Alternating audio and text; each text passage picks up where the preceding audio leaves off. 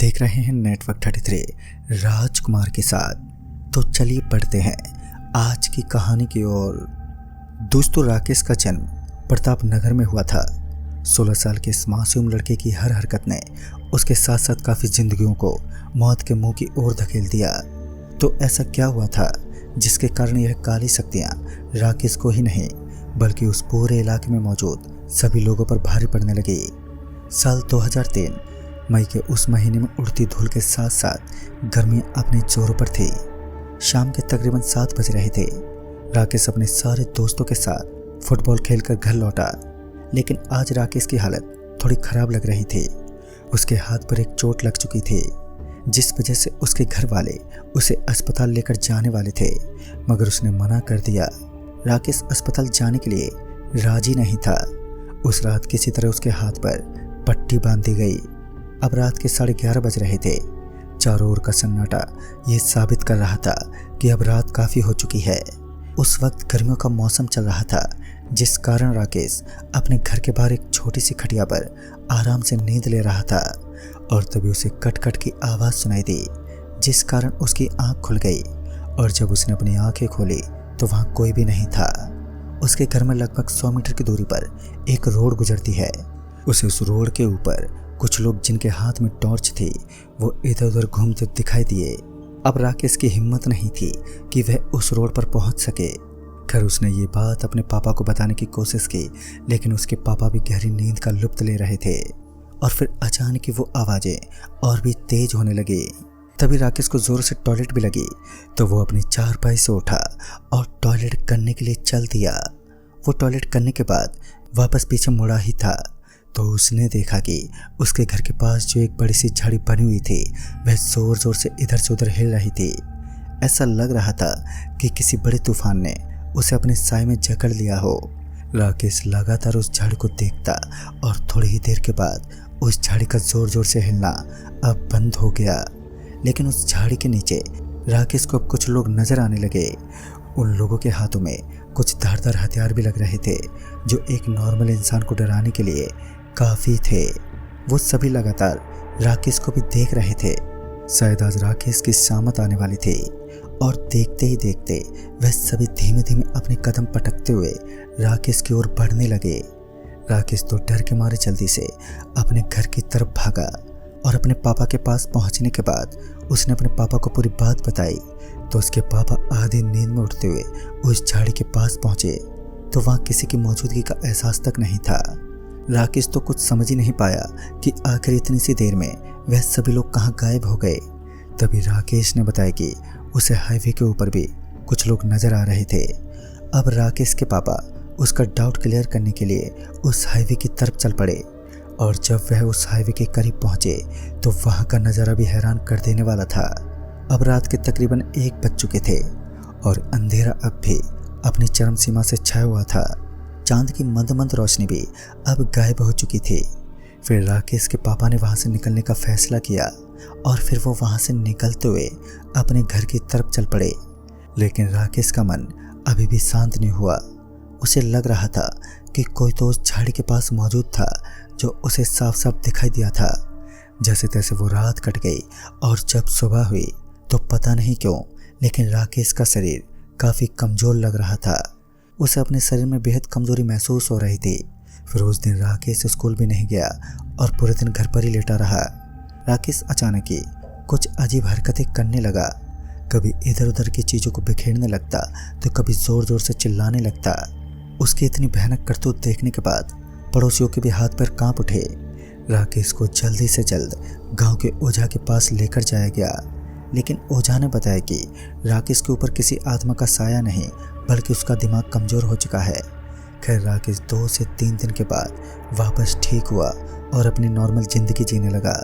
लेकिन वो कहते हैं ना, ज़िंदगी में उतार चढ़ाव तो आते ही रहते हैं, लेकिन राकेश की ज़िंदगी शायद बनी ही उतार के लिए थी। एक रात जब उसने इस तरीके का खौफनाक मंजर देखा, जिसे देखकर कमज़ोर दिल वाले इंसान की मौत होना तय थी। एक बार फिर रात के लगभग 11:30 बज रहे थे। ये वही वक्त था जब राकेश को एक बार फिर टॉयलेट लग रही थी। लिहाजा राकेश अपनी चारपाई से उठा और टॉयलेट करने के लिए वो बाहर चल दिया।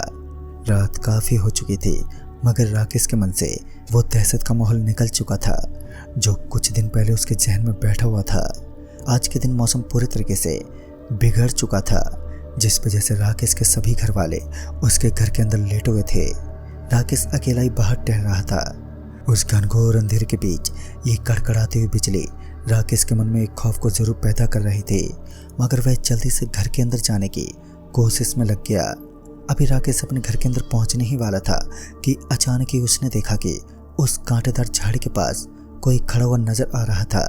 अब राकेश का गुस्सा 7वें आसमान पर था और उसने अपने गुस्से का जलवा दिखाते हुए एक बड़ा सा पत्थर उठाया और उस झाड़ी की तरफ फेंक दिया।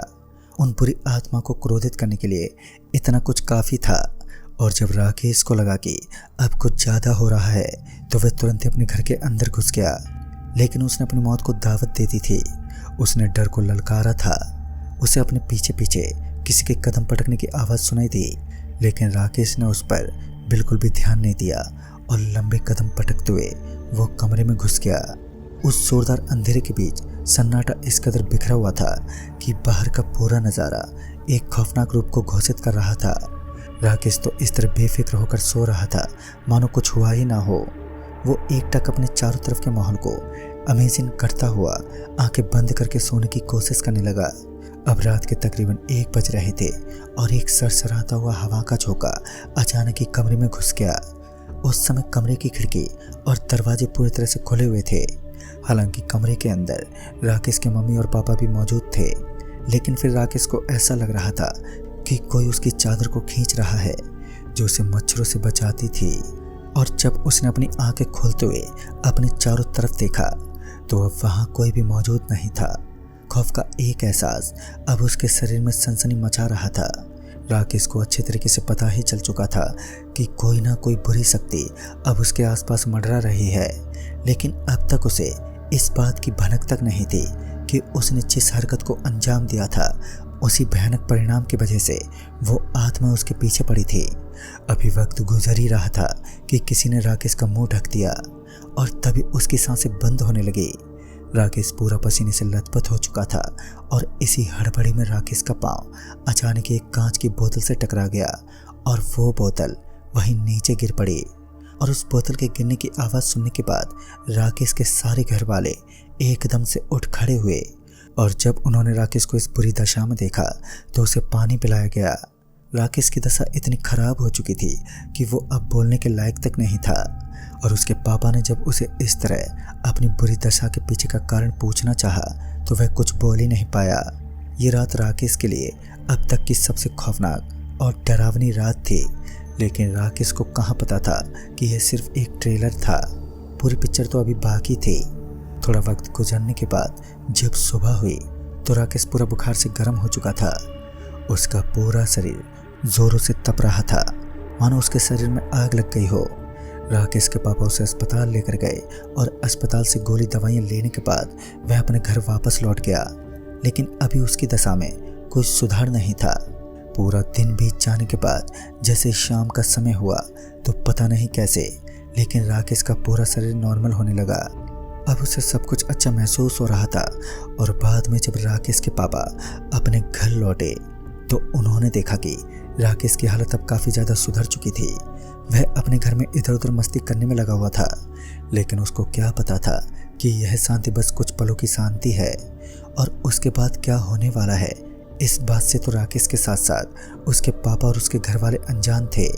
जैसे जैसे रात गहरी होने लगी तो सभी लोग अपने अपने बिस्तर पर लेट गए और सभी की आंखें भी लग गईं, लेकिन राकेश के पापा अभी लैपटॉप पर काम कर रहे थे, जिस कारण वो अभी भी जगे हुए थे। रात गहरी हो चुकी थी, चांद आसमान से गायब था, सन्नाटा इस कदर छाया हुआ था मानो यह चुप्पी किसी आने वाले तूफान का संकेत है। राकेश के पापा अपने घर से बाहर निकले और फिर इधर उधर टहलने लगे, क्योंकि आज राकेश के पापा को भी काफ़ी कुछ अजीब लग रहा था। पता नहीं क्यों, लेकिन आज उनका मन भटक रहा था। पर अब काफ़ी रात हो चुकी थी और टहलते टहलते अब उनका भी मन भर गया, जिस कारण वह वापस अपने कमरे की तरफ पलट गए। लेकिन तभी उन्हें दीवार के ऊपर से किसी के कूदने की आवाज़ सुनाई दी और फिर वो झटक से पीछे मुड़े तो उन्होंने देखा कि उनका बेटा राकेश अभी भी दीवार से छलांग मारता हुआ उनके घर के अंदर दाखिल हुआ था। वह राकेश को घूरने लगे, मगर राकेश को इन चीज़ों से मानो कोई फर्क ही नहीं पड़ा।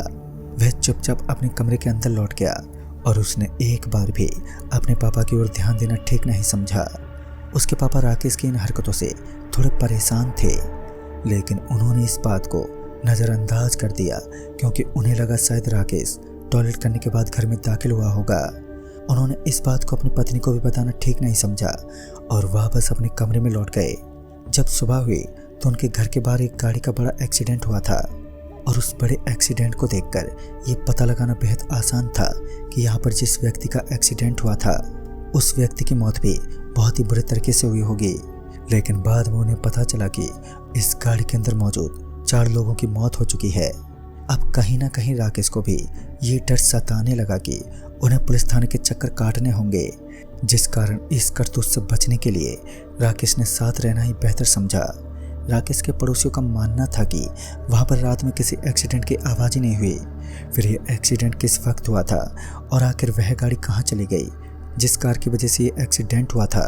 सीसीटीवी कैमरे की तलाश करने पर पता चला कि जैसे उस गाड़ी का एक्सीडेंट हुआ था तो वहाँ पर मौजूद सारे सीसीटीवी कैमरे अपने आप ही बंद हो गए थे। अब पुलिस को ये लगने लगा कि ये जानबूझकर किया गया है और उसके बाद पुलिस ने जांच पड़ताल शुरू कर दी। पुलिस का शक सबसे पहले राकेश के पापा पर गया, लेकिन राकेश के पापा अपनी ईमानदारी के दम पर बच गए। वहाँ पर मौजूद सभी लोगों से इस बारे में बातचीत की गई, लेकिन किसी को भी इन बातों के बारे में जरा भी ध्यान नहीं था कि पुलिस वालों ने धीरे धीरे इस केस को बढ़ावा देना शुरू कर दिया। फिर 2 दिन बीत गए और सब कुछ नॉर्मल होने लगा। राकेश की हालत पहले से काफ़ी अजीब लग रही थी। उसकी अजीब अजीब हरकतें हर किसी को परेशान कर देती।